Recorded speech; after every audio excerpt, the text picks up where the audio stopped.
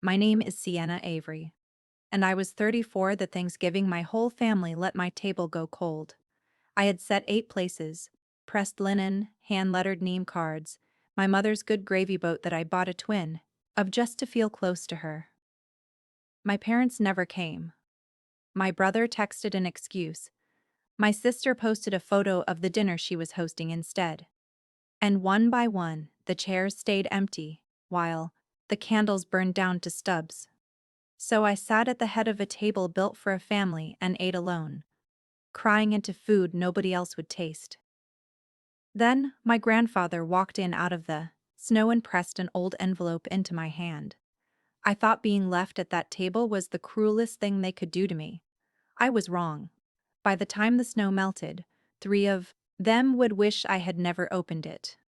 Welcome back to Calm Drama Stories, where quiet women face loud families and let the truth do the shouting.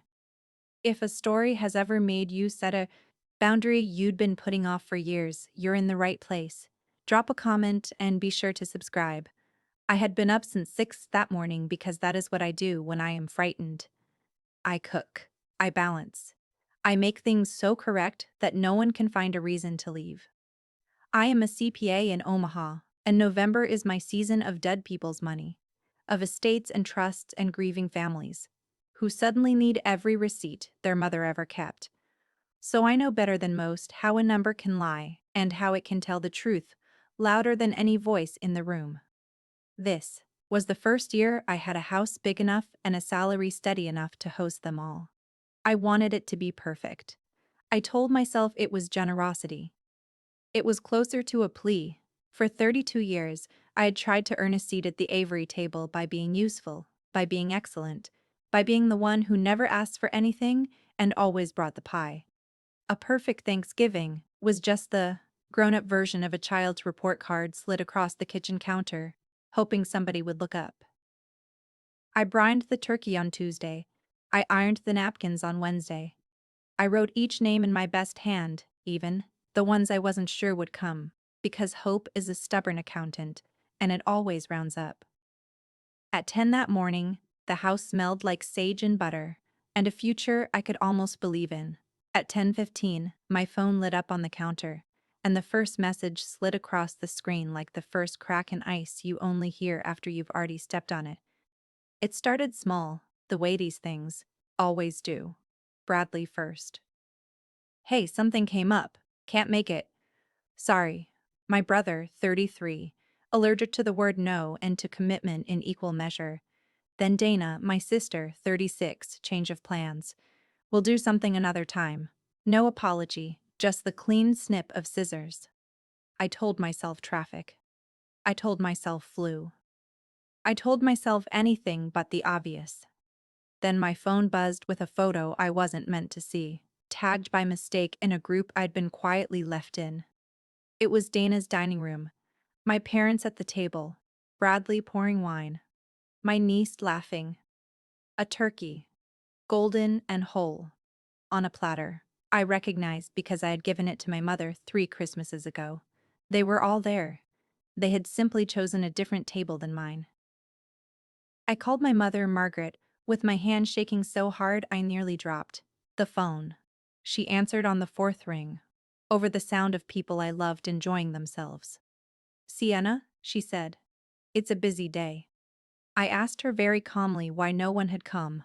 There was a pause, the kind where a person decides how honest to be. We only set one good table this year, she said. Then she hung up because there was gravy to pass. I stood in my kitchen with 8 place settings and one beating heart, and I finally understood the arithmetic. They hadn't forgotten me. Forgetting would have been mercy. They had looked at the invitation, looked at each other, and decided I wasn't worth the drive. The candles guttered. The food went cold in its serving dishes, and I did the only thing left to do. I sat down at the head of my beautiful, empty table and I ate. You have to understand that I had been eating alone at that family's table my whole life, even when every chair was full. I came to the Averys when I was 2. That was all I was ever told. Adopted, taken in, given a roof when I might not have had one. It was the kind of story a family repeats until it hardens into a wall. My birthdays were remembered late, if at all. I wore Dana's outgrown coats and was told to be grateful for the warmth. When report cards came home, mine got a nod and Dana's got a celebration. And I learned to read the difference between the two like a second language. The lesson underneath was always the same, and my mother said it out loud once, the year I turned 12, when I asked why I couldn't come to the cousin's lake house. She crouched down so we'd be eye to eye, the way you do when you want a thing to land. You were a kindness, Sissy Anna, she said, not a daughter. She meant it gently. That was the worst part. She believed she was being honest, even kind, telling a girl exactly where the edges of her belonging were drawn.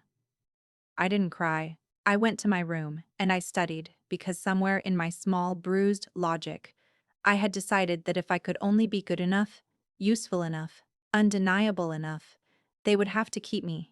I made myself into a person no family could afford to lose. It is a tiring way to live, but there was one person in that house who never once made me earn my chair. And on the worst Thanksgiving of my life, he was about to come through my door. My grandfather, Walter, called me sweetheart, and he never put a price on the word.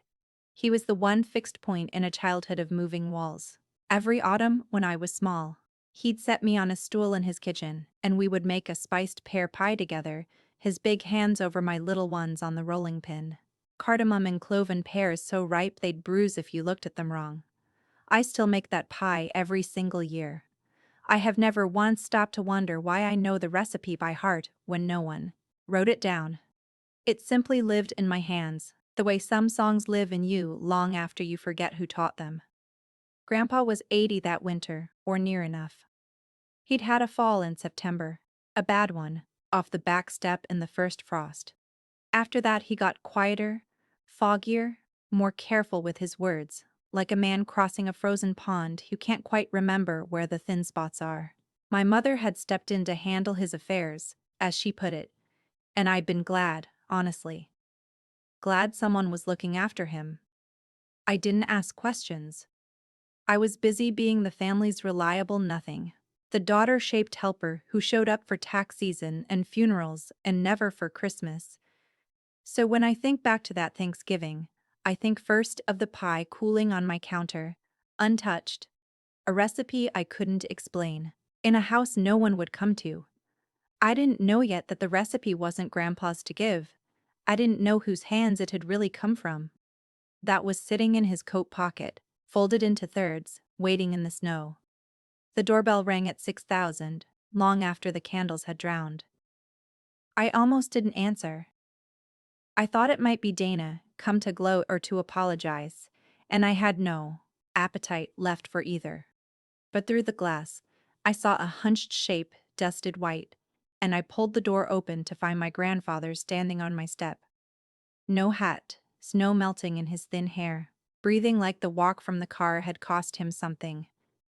They told me you weren't doing dinner this year, he said. Then I saw the cards on your mother's table, 8 of them, and only 7, chairs full at Dana's. He had counted. He had done the math an old foggy mind shouldn't have managed. And the answer had been me. Alone. I got him inside, into the warm, into a chair.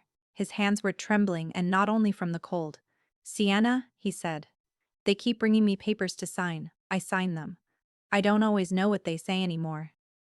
Then he reached into his coat and took out an envelope, soft and yellowed at the corners, the kind that has been carried a long time. He set it in my palm and closed my fingers over it with both of his hands. I should have given you this years ago, he said. Caroline made me promise, and I'm an old coward who kept the promise to everyone but you. I had no idea who Caroline was. The name meant nothing to me. And somehow it meant everything. The way a word in a language you've forgotten can still raise the hair on your arms. If you have ever sat with an older person who signs papers they don't understand, you already feel the cold I felt then. Stay with me, comment, subscribe. It helps these stories reach the people who need them. My hands knew before I did. They opened that envelope the way you peel a bandage. Slow. Braced for what's underneath. Three things slid into my lap. A photograph. Soft as cloth from handling. A folded letter. The paper gone the color of weak tea. And a document with a state seal. Official. Creased into quarters. I unfolded the document first because numbers and forms are where I live. And a form will tell you the truth, a face won't. It was a birth certificate. The original. The long kind. The one hospitals fill out before the world gets a chance to revise it. My birth date. My weight. 6 lb, 4 O's. On a winter morning 34 years gone. And there on the line marked mother. A. Name typed in the flat letters of an old machine. Caroline Avery. Not adopted from a stranger. Not taken in out of charity from some unknown girl in trouble. Avery. The name was already mine before anyone decided to lend it to me. The line marked father was blank. The line marked mother was not.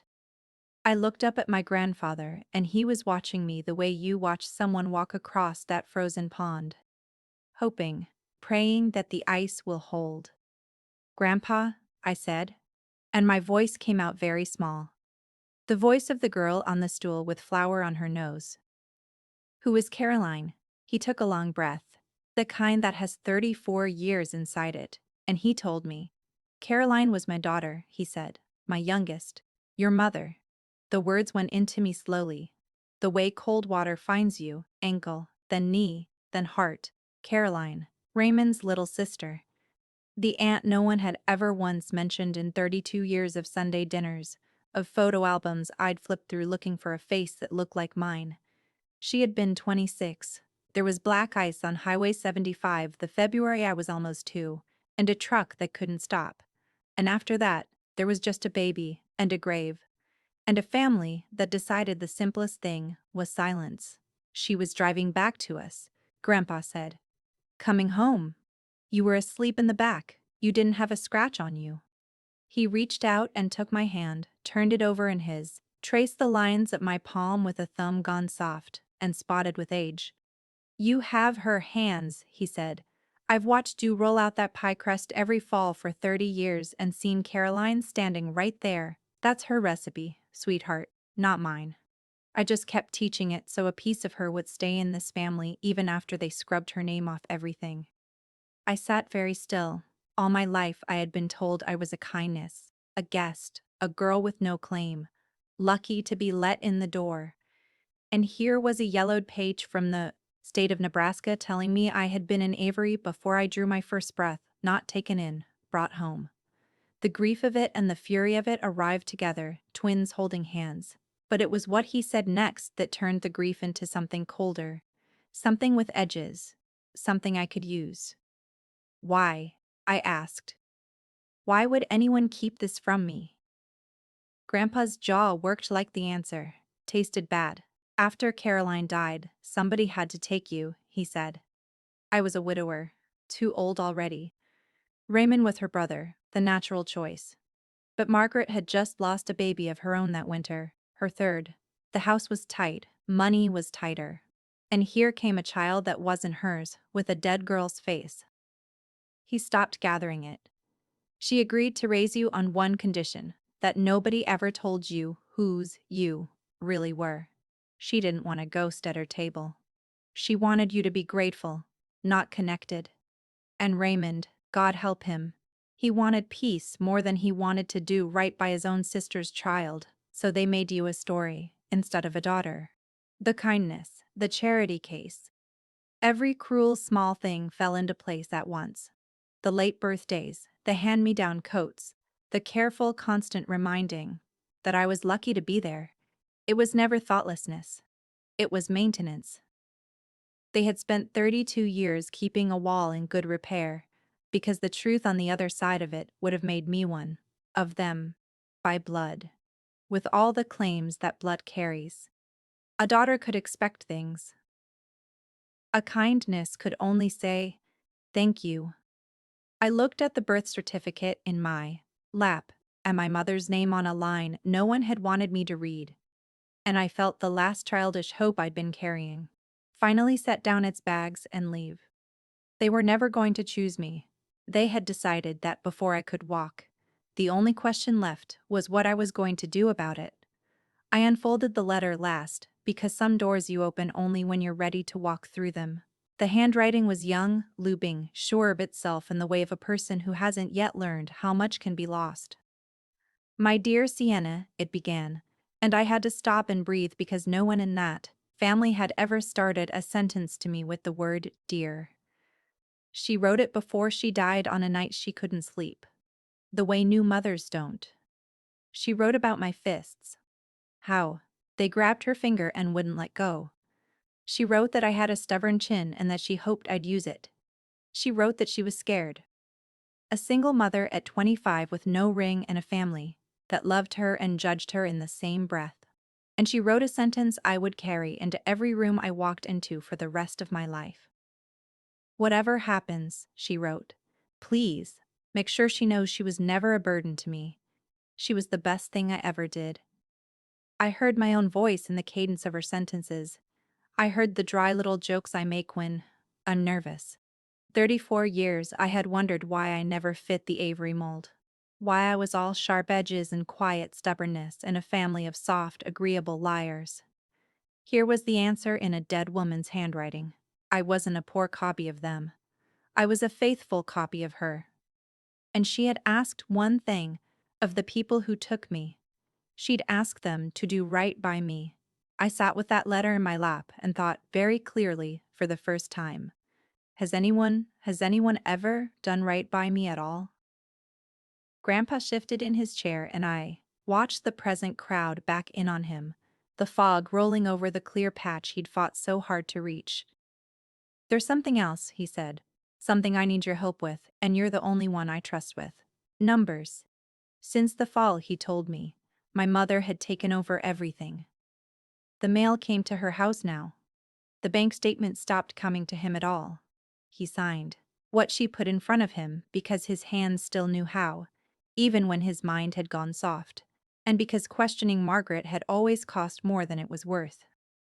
My accounts feel lighter, Sienna, he said. I can't explain it better than that. Like a coat with the lining torn out. And last week, Raymond asked me to sign a paper about the house, my house. The one Caroline grew up in. Something in me went very still and very awake at the same time. It is a particular feeling. The one I get when a client slides a shoebox of receipts across my desk and I can already smell the fraud before I've opened the lid. I am good at exactly one thing in this world, and it is reading what money has been doing when no one was watching. I did not say any of this to Grandpa. I did not accuse anyone or promise revenge or raise my voice. He'd had enough loud people in his life. I just took his cold hands in my warm ones. My mother's hands. And I said, Grandpa, will you let me look? Just look at the statements, the papers, all of it. Relief broke over his face like a thaw. I was hoping you'd ask, he said, and just like that, my grief had a job to do. Here is what people like my mother never understand about people like me. They fight with volume. They fight with shame, with seating charts, with who gets invited and who eats alone. They win by making you feel small in front of everyone you wanted to love you. I don't fight that way. I never learned how. And by the time I was grown, I no longer wanted to. My whole childhood had been a master class in how useless a raised voice is against a family that's already decided who you are. So, I put my faith somewhere quieter and harder to argue with. I put it in paper, in dates, in the slow, patient, unanswerable language of a ledger that does not care how charming you are or how good your gravy is. Margaret had her weapons, the lies and the public humiliations, the careful work of making me a stranger at my own blood's table. I had mine. Documents, process, the exact, boring, devastating truth of where 80 years of one man's money had gone and at whose hand. I don't raise my voice at numbers. I just read them out loud until everyone in the room has to hear what they say. That night, after I'd tucked a quilt around my grandfather on my own couch and watched him fall asleep mid-sentence, safe, warm, fed, I sat down at my kitchen table, the one nobody had come to, and I opened my laptop. 8 cold place settings still circled me like a jury. I cleared a space among them, and I started. The way I start every case that matters, with a single empty spreadsheet and a question I already half knew the answer to. Grandpa had signed a durable power of attorney in March, 6 weeks after the fall, naming Margaret as his agent. On its own, that's nothing. Families do it every day, and most of them mean well. But a power of attorney is a loaded thing in the wrong hands. A key to a house with no one home, and the law in Nebraska expects the person holding it to act only for the old man's benefit, never their own. So, I followed the money the way you follow footprints in fresh snow, one careful step at a time. What I found did not look like care. It looked like a harvest. Starting in April, money had begun leaving Grandpa's accounts in steady, deliberate amounts. $12,000 to Dana in May, tagged in the memo line as a loan. $9,000 to Bradley in June. Another loan, though I could find no note, no schedule, no sign anyone intended to pay a dime back. A new car, a roof, a home improvement on a house that wasn't Grandpa's. And worst, the account he'd set aside years ago and labeled in his own shaky hand for my care, the one meant to keep him in his own home with help as he aged, had been drained to almost nothing by autumn. Then I found the drafts. A new will, half finished, sitting in my mother's email as an attachment, cutting the small bequests Grandpa had made to old friends and to his church, folding everything to Dana and Bradley. And a purchase agreement, unsigned but dated, for the sale of his house. Caroline's house. They weren't just spending him down, they were dismantling him while he was still alive to watch. And they were doing it fast, like people who had heard a clock start ticking. They had. They just didn't know yet that the clock was me. I read Caroline's letter again that night, all the way through this time, slowly, the spreadsheet glowing beside it like two halves of the same accusation. She had written more than I'd taken in at first. Near the end, in handwriting that had started to slant with tiredness, she wrote about money. I've put aside a little for her, she wrote. Not much.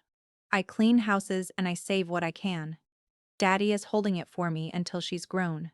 So she'll never have to feel like anyone's charity, so she can stand on her own 2 feet. Tell her it came from me. Tell her I was working. There it was, in a dead woman's hand, a fund.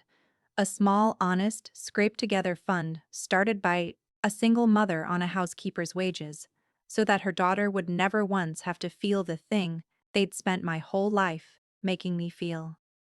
And folded inside her letter, on a separate scrap, was my grandfather's own note, dated years ago, in the firm script of a younger man. Caroline's money for Sienna, plus what I've added, kept in the family account, to be given when she's ready. I understood then exactly what account. They had drained to nothing, not just an old man's savings. My mother's last gift to me. The one thing she'd left so I'd never feel like a kindness. They had spent it on a car for Dana, and a roof for Bradley. The letter was the concrete thing I would hold in my mind for everything that came after. Heavier than any number on any screen. Margaret had called me a kindness. The woman who actually bore me had spent her short life making sure I'd never have to be one, and the difference between those two women was the whole story. I folded the letter, smoothed it flat, and put it where I keep the documents I will not lose. Then I picked up the phone to find the lawyer. I want to be honest about what I did not do because it matters. I did not hide a recorder under the Thanksgiving turkey. I did not bait my mother into saying something ugly on the phone so I could play it back. That isn't strength. It's theater, and theater is what my family was good at, not me. Instead, I did the unglamorous thing. I made an appointment. Her name was Joan Peterson, an elder law attorney downtown with reading glasses, pushed up into gray hair, and a way of listening that made me feel, for once, like the same person in the story. I laid it out for her the way I'd lay out a case file: the power of attorney, the transfers, the drained care account, my mother's fund inside it, the half-built will, the pending sale of the house. Joan didn't gasp. People in her line of work don't. She just made notes and asked the questions that mattered. Under Nebraska's provisions on elder financial exploitation, she said, what you're describing may rise well past poor judgment. Misusing a power of attorney for personal gain can be a breach of fiduciary duty, and depending on what the records show, it could support more than that. She was careful with her words, the way good lawyers are, full of may and could, and pending, never promising me a verdict, only a path. We could petition the court for a formal accounting. We could ask to suspend the power of attorney while a judge looked. We could report a suspected case to Adult Protective Services. None of it was fast. None of it was certain. All of it was real and built of paper and impossible to charm or shout away. It's a long road, Joan warned me. I told her I'd been walking longer ones since I was 2. They found out I was looking before I wanted them to. Of course they did. Banks called to confirm things, and a teller mentioned to my mother that her daughter, the accountant, had been asking how to request statement histories. Margaret called me that evening, and her voice had lost all its Thanksgiving sugar. I hear you've been poking around your grandfather's accounts, she said. I don't know what you think you're doing, but you need to stay out of family business. I held the phone away from my ear for a moment and breathed. He asked me to look, I said. Since when do you take his calls? You couldn't be bothered to set him a place at dinner. She laughed, short and sharp. He's confused, Sienna. He doesn't know what he's asking for, and neither do you. Then she said the thing she always reached for when she wanted to put me back in my box. This is between his children. You were never really one of us, and you know it. Once that sentence would have ended me, I would have apologized, retreated, gone back to earning my chair with casseroles and silence. Not anymore. I had a birth certificate in a drawer that said otherwise, and the letter from a woman who'd loved me before any of them ever decided not to. You're right, I said, calm as a closing entry. I was never one of you. I'm something you should have been a lot more careful about. And I hung up first, which I had never once done in my life. If you've ever been told you weren't really family by the very people who needed you to believe it, I see you. Stay for what comes next. Send this to someone caring for an aging parent. Comment, subscribe. It's how the right people find these. For the next 2 weeks, I did what I am built to do. I built a record. With Grandpa's clear written consent, given on one of his good mornings with Joan present as a witness, we requested the full histories on every account. We moved to revoke the power of attorney properly, through the right channels, so that no one could later say I had snatched it in the dark. I built a timeline in a spreadsheet that grew until it had its own gravity. Date, amount, account, recipient, memo, my note. Every transfer that left Grandpa's account since March sat in the row, lined up, undeniable, a parade of small thefts dressed as loans. My whole life people had treated my over-responsibility like a flaw. Too careful. Too much. Can't you ever just let something go, Sienna? But the thing they'd mocked in me turned out to be the exact tool the moment required. I am the woman who keeps every receipt. I am the woman who reads the fine print at the bottom of the page that everyone else signs blind. Margaret had counted on the family's habit of looking away. She had not counted on the one member they'd shoved to the edge being a professional at looking closely. Numbers don't gossip. They don't take sides at Thanksgiving. They just remember with a patience that outlasts any lie exactly what was done and when. By the end of those 2 weeks, I had a binder tabbed, dated, cross-referenced, the kind of thing I usually hand to a grieving widow so she can sleep again. Except this time, the estate being plundered belonged to a living man who was still being asked to sign his own dismantling. And the next paper they wanted from him was the one that would sell Caroline's house. I almost felt sorry for my mother.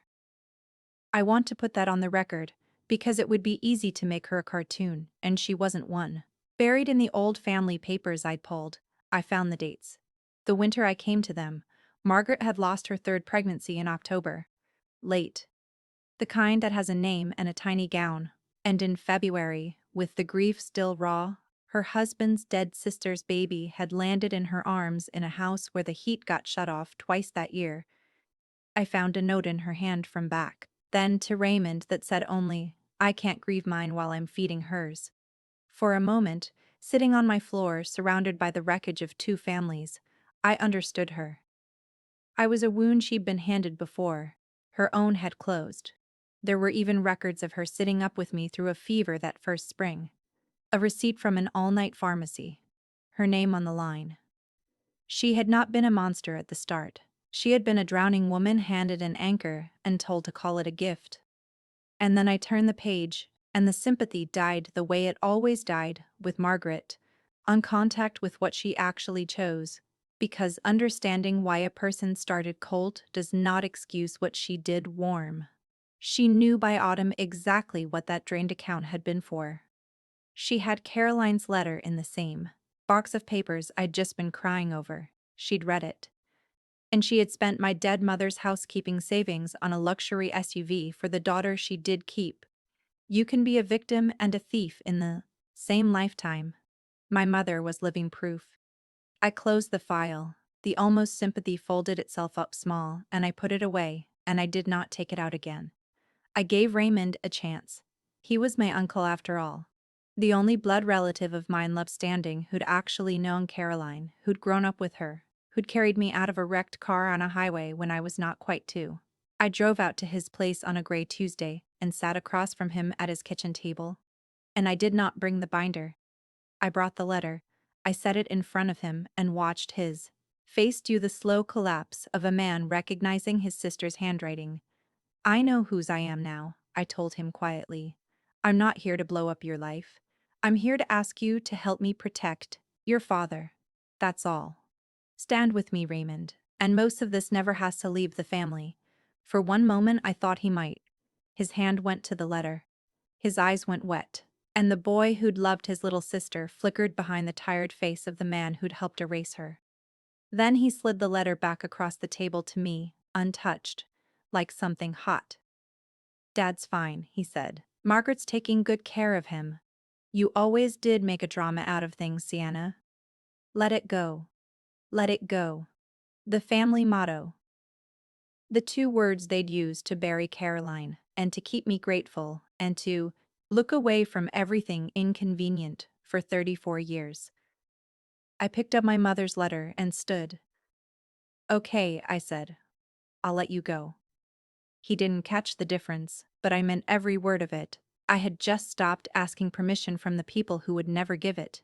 From here on, I would only be asking the court. Word travels fast in a family that's circling the wagons. Within a day of leaving Raymond's, I learned that Dana had heard I'd been snooping. And Dana, unlike our mother, did not believe in patience. She believed in speed. She always had, ever, since we were kids, and she'd grab the bigger slice before anyone could measure. Now she moved to push the house sale through before anything could stop it. Leaning on a realtor friend, pressing Grandpa for a signature on one of his foggy afternoons. She started clearing out the smaller accounts too. The one still within reach of the power of attorney that, on paper, my mother still held. That was the cruelty of it. The part that kept me up at night. The law moves at the speed of the law. A petition takes days to draft. Longer to be heard. But a woman with a valid power of attorney and a checkbook can empty an account in an afternoon. The very thing that made my approach honest, doing it through proper channels, also made it slow. And they were sprinting through the gap. I called Joan in something close to panic. She talked me down with the flat calm of a person who has seen families do worse. "We file for emergency relief," she said. "We ask the court to freeze the house sale and suspend the power of attorney now on the documentation you've built, while the full accounting proceeds." So that's what we did. I didn't drive over to Dana's and scream. I didn't post the receipts online for the satisfaction of watching them squirm. I sat with my lawyer until midnight assembling an emergency petition. Every claim nailed to a document, every dollar traced to a date. They were fast. But the thing about fast people is that they leave a trail, and I was very, very good at reading trails. We filed on a Thursday. I remember because I wore my mother's hands all day, steady on the pen, steady on the wheel, steady when the clerk stamped the date and made it real. We did three things at once. The way you set three locks on a door, you finally understand is unsafe. We reported a suspected case of elder financial exploitation to Adult Protective Services. With the binder attached, every transfer laid out in rows. We petitioned the court for a full, formal accounting of everything done under that power of attorney since March. And we asked on an emergency basis to suspend Margaret's authority and to halt the sale of the house until a judge could look at what I'd found. None of it was loud. There were no cameras, no confrontation, no scene for anyone to clip and share. Just paper sliding across a counter into a system built precisely for the moment. A family fails the person it's supposed to protect. Joan warned me again that nothing was guaranteed, that the wheels would turn slowly, that the other side would have their say. I told her I understood. And then, 2 days later, the first wheel turned. The court issued a temporary order. The power of attorney was suspended pending review. The house sale was frozen. For the first time since the fall, my grandfather's money sat still, untouchable by the people who'd been bleeding it, because a judge in Douglas County had read what I'd written and decided it was worth a closer look. I sat in my car outside the courthouse and I did not feel triumphant. I felt something quieter and far older. I felt like a daughter who had finally, 32 years late, gotten to do something for her family that her family had never once done for her. There was just one thing left undone. They didn't know yet, and Grandpa's 80th birthday was 9 days away. My mother, never one to waste a stage, had planned my grandfather's 80th birthday like a coronation. A big party at his house, the good house, Caroline's house, with the relatives and the neighbors and a few old friends from the church he'd been quietly cut out of. It was a performance, and I knew exactly what it was for. After the freeze order landed, after the lawyers and the agency started circling, Margaret needed to be seen as the devoted caregiver, the loving daughter-in-law throwing a beautiful party for the old man she adored. Optics. The same instinct that built a Thanksgiving without me was now building a birthday around appearances. I was not invited. Naturally. The mirror of that empty November table was almost funny, if you have my sense of humor, which is dry and a little bruised. They would gather again, and I would be left off the list, again. And they assumed again that I would do what I had always done. Stay home. Eat alone. Be grateful for the leftovers of their attention. But I wasn't that girl anymore. The pie had cooled. And so had I. I was going to that party. I was going to walk into Caroline's house through the front door, the way her daughter had every right to, and I was going to bring two things with me: a binder and a lawyer. Margaret had told me we only set one good table this year. Fine. I decided I would set the record, straight at hers, in front of everyone, with the calm of a woman reading a balance sheet aloud. 9 days. I spent them getting ready.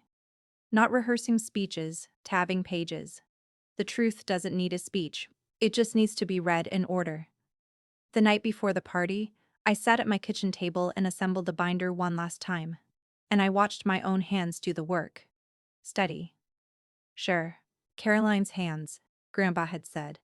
And I believed him now.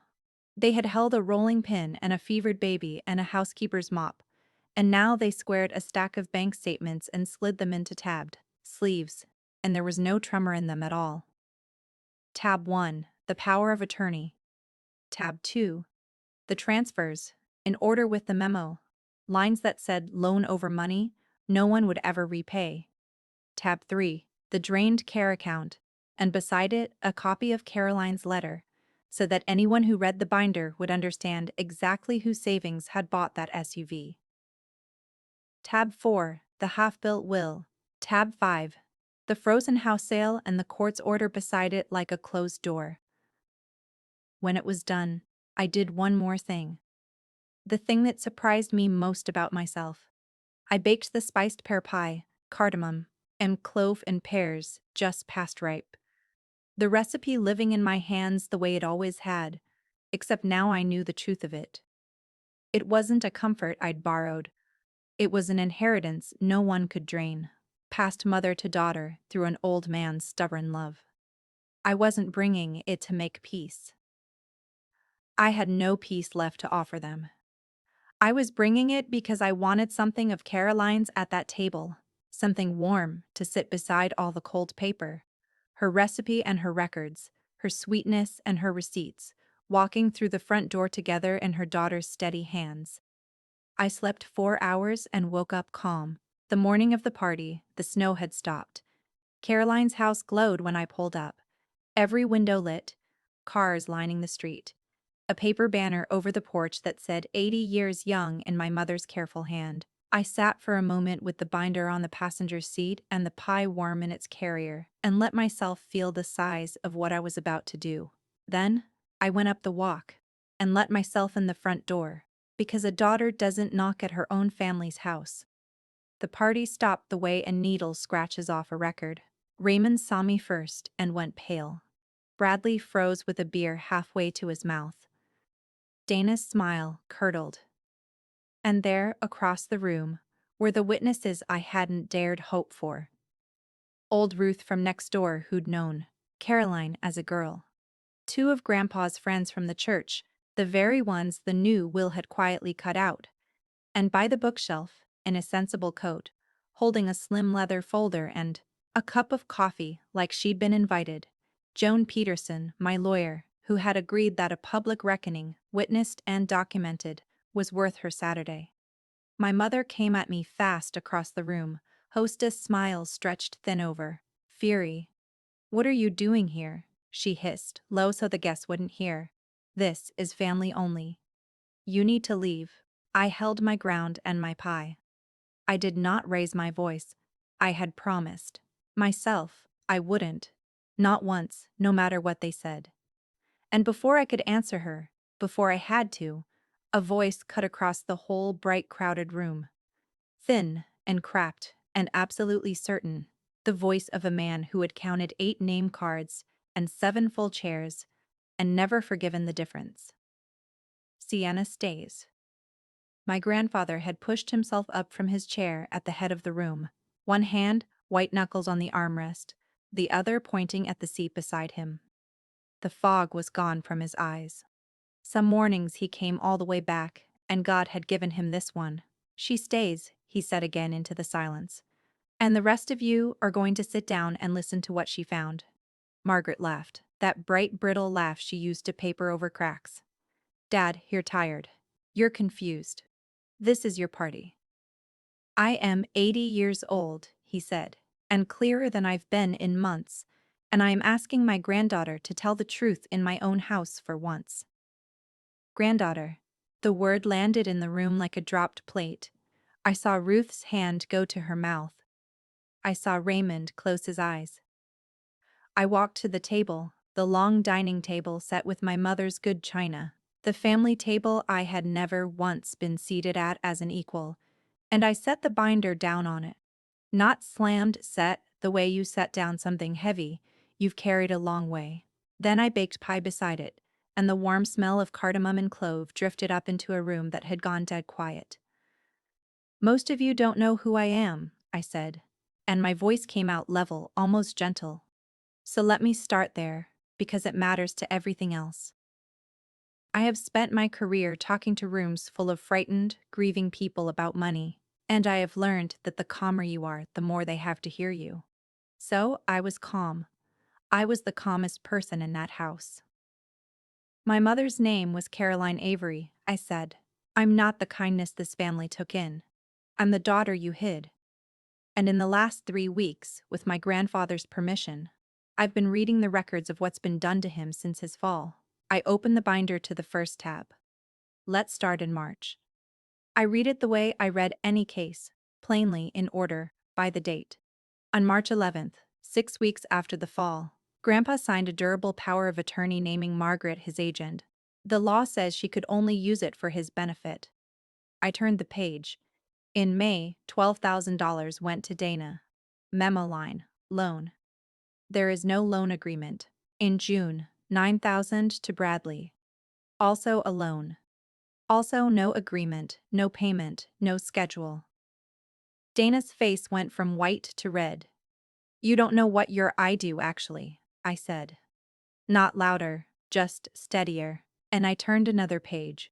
This is the account Grandpa set aside for his own care so he could stay in this house with help as he got older. In April, it held $140,000. By November, it held $900. I let that sit. 900. From 140,000. I have learned that the right number, said quietly, hits harder than any accusation. It paid for a car, I said. A roof. A kitchen that isn't in this house. Now Margaret was moving toward me and her hostess mask was gone. The fury underneath finally showing its true face in front of every guest she'd wanted to impress. How dare you, she said, and her voice cracked and climbed. How dare you come into this house and after everything we gave you? You ungrateful little, she was shouting, now in front of Ruth. In front of the church friends, in front of the whole performance she'd built. And I was not. That was the whole inversion, the thing I'd promised myself in the car. She got louder and I stayed level. And with every decibel she rose, the room turned a little more toward me and a little more away from her. Because a screaming woman and a calm one telling her about her own bank statements do not look like equals. They look like the guilty. And the proven. There's more, I said when she ran out of breath. But first, you keep using a word for me. I'd like to give it back. Say what you came to say, Margaret. Spat, and get out of my house. It isn't your house, I said. It's his. It was Caroline's. And you've been trying to sell it out from under him. Her chin came up, and she reached the way she always did for the one weapon that had worked on me for 32 years. You will always be exactly what you've always been, she said. You were a kindness, Sienna, not a daughter. The room held its breath. Once those words had been the floor falling out from under me. Now I just reached into the binder, slid out a single page, and laid it face up on the family china, the original birth certificate, the state seal, the typed flat letters. I was Caroline's daughter, I said. Her name is right there on the line. And in the only fact that matters tonight, I am the single person in this room who actually protected your father. I turned to face the guests, not the family, because the truth deserves witnesses, and witnesses were exactly what Margaret had so kindly assembled. She told me my whole life I wasn't really one of you, I said. She needed me to believe it because a kindness can't inherit, can't object, can't ask where the money went. But a granddaughter can. Grandpa's voice came again from his chair, rough with tears. She's mine, he said simply. Caroline's girl. I held her the day she was born. And I held her the day they took Caroline away. And I have been ashamed for 34 years that I let them make her a stranger in her own family. Ruth was crying openly now. Raymond had his face in his hands, and Dana, my sister, who had set one good table without me, looked at the birth certificate on the china and then at me. And I watched the exact moment she understood that the girl she'd spent her life outranking had outranked her all, along by blood, by law, and by the simple fact of being the only honest person left standing. That was the moment my mother reached for the binder to grab it, to scatter the pages, to turn it back into noise she could control. And that was the moment Joan Peterson stepped out from beside the bookshelf and set her coffee down. I wouldn't. Joan said in the mild voice of a person who has done this many times. I'm Mrs. Avery's attorney. Everything in that binder is already filed. The room turned to her. 2 days ago, Joan went on, the Douglas County Court issued a temporary order.